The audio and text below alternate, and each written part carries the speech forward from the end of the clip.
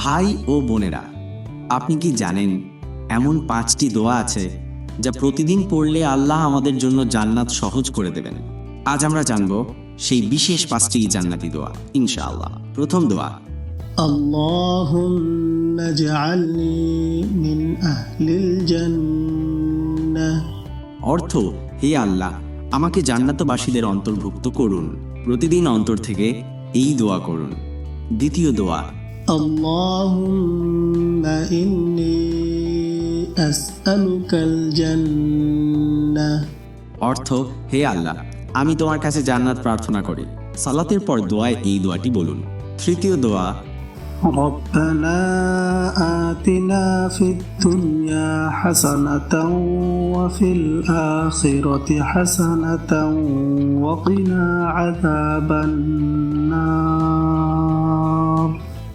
অর্থ, হে আমাদের প্রভু, দুনিয়ায় ভালো এবং আখিরাতে ভালো দাও এবং জাহান্নামের আগুন থেকে রক্ষা করো।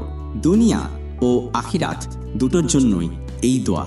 চতুর্থ দোয়া, আল্লাহুম্মা ইন্নী আসআলুকা রিদাকা ওয়াল জান্নাহ। অর্থ, হে আল্লাহ, আমি তোমার সন্তুষ্টি এবং জান্নাত কামনা করি। আল্লাহর সন্তুষ্টি ছাড়া জান্নাত পাওয়া সম্ভব নয়।